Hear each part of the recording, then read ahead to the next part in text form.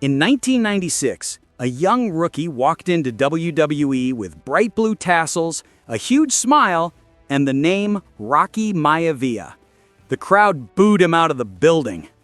Just a few years later, that same man became the most electrifying man in sports entertainment, a Hollywood megastar, and the face of WWE's golden era. But how did one man transform so many times? And why does every version of The Rock still matter today?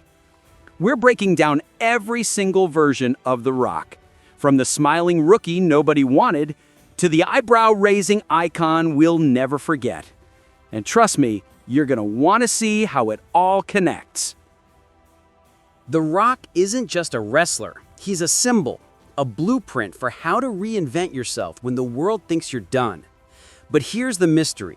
How did The Rock keep changing so many times without ever losing his spot at the very top? And which version of The Rock was truly the best? Let's rewind the clock, because this story starts way before If You Smell. If you smell what The Rock is cooking. The beginning, Rocky Maivia. When Dwayne Johnson debuted in 1996, WWE wanted to market him as the perfect babyface. He had the family legacy, son of Rocky Johnson, grandson of High Chief Peter Maivia. They gave him the name Rocky Maivia as a tribute. On paper, it made sense. But fans didn't see a legend. They saw a guy in neon tassels, smiling way too much. The chants weren't, "Let's go, Rocky." They were, "Die, Rocky, die." Imagine being new at your job and thousands of people are begging for your career to end. That was The Rock's reality. That rejection became his fuel. If the fans hated Rocky Maivia, he'd give them someone they couldn't ignore. But what came next would flip the script completely. The Rise, the nation's Rock. In 1997, he turned heel, joining the Nation of Domination. No more forced smiles, no more tassels. He became cocky, arrogant, and finally, interesting. This was the birth of the eyebrow raise, the trash talk, the insults that cut deep. Suddenly, the same fans who booed him couldn't wait to hear what he'd say next. One week, he'd call out Stone Cold. The next, he'd roast the audience. Think about it. One year, he was a reject. The next, he was Intercontinental Champion, and people were quoting his catchphrases. The Rock says became the moment you leaned in. But just when he mastered this version, something bigger was about to happen. And it involved him standing toe-to-toe with Stone Cold Steve Austin. The peak, the corporate Rock and people's champion. By 1998, The Rock was on another level. At Survivor Series, he turned heel again and became the corporate champion. Aligned with Vince McMahon, he was smug, ruthless, and on top of the world. But here's the twist. Fans loved hating him so much, they ended up loving him. The corporate Rock slowly morphed into the people's champion. And this wasn't just a nickname, it was a movement. Every arena lit up when he grabbed the mic. Every "finally The Rock has come back" got louder and louder. He wasn't just a wrestler anymore, he was larger than life. This was peak Attitude Era Rock. The Rock versus Austin, The Rock versus Triple H, The Rock versus The Undertaker. Every feud felt like box office. Every promo felt like a show in itself. But then, just as The Rock was at his absolute best, Hollywood came knocking. And that's where everything changed. The fall or controversy, Hollywood Rock. Around 2001-2002, The Rock started splitting time between WWE and Hollywood.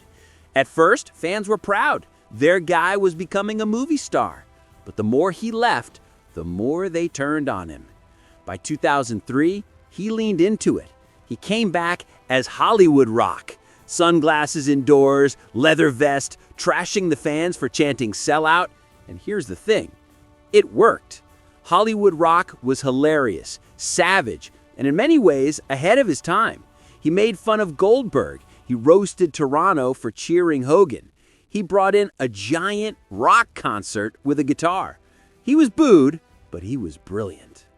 As good as Hollywood Rock was, it didn't last, because by WrestleMania 20, he quietly left WWE full-time, and nobody knew when or if he'd ever come back. The legacy, once-in-a-lifetime Rock. For years, The Rock was gone.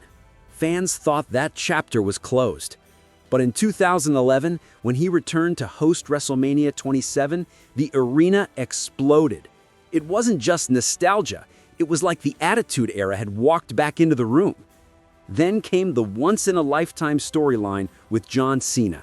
And even though it ended up being twice in a lifetime, those matches cemented The Rock as not just a legend of his own time, but a bridge between generations.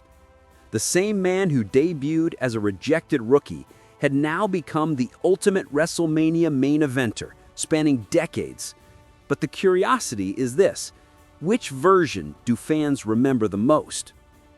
Final Boss returns. In October 2024, The Rock made a surprise return at WWE Bad Blood. The lights went dark, his music hit, and out came the Final Boss, holding the People's Champion belt as Cody Rhodes stood on stage with the WWE Championship. He stared them both down, counted off on his fingers 3, then dropped a mic line. When the Final Boss is ready to tell you what's going down, he tells you. That moment wasn't just nostalgia. It made the fans buzz, asking, is he here to fight, or is it something more psychological? Because later, in February 2025, on SmackDown, The Rock returned once again under the Final Boss persona, debuting a new Lil Wayne-inspired entrance theme, reigniting his rivalry with Cody Rhodes. At WWE's Elimination Chamber in March 2025, he pulled more strings behind the scenes. John Cena turned heel after aligning with The Rock, giving Cody Rhodes a literal soul test moment. The Rock's journey proves one thing: you don't need to stay the same to stay on top. In fact, every rejection, every reinvention, every version made him stronger. From Rocky Maivia to the Nation's Rock, to the People's Champion, to Hollywood Rock, to WrestleMania headliner, it's all one story of evolution. So the question isn't which version of The Rock was best. The real question is, what version of The Rock will we see next?